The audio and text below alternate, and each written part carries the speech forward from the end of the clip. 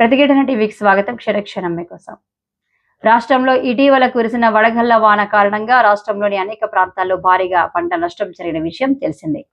తాజాగా ముఖ్యమంత్రి రేవంత్ రెడ్డి ఆదేశాలతో వ్యవసాయ శాఖ వారు పంట నష్టం అంచనా వేసి ప్రభుత్వానికి నివేదిక అందజేశారు.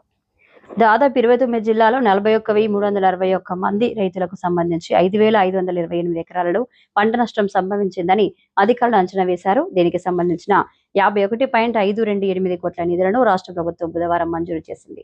ఈ నిధులను సంబంధిత విభాగాలతో సమన్వయం చేసుకుని త్వరలోనే నష్టపోయిన రైతుల అకౌంట్లో జమ చేయడానికి చర్యలు తీసుకోవాల్సిందిగా అధికారులను వ్యవసాయ శాఖ మంత్రి తుమ్మల నాగేశ్వరరావు ఆదేశాలు జారీ చేశారు.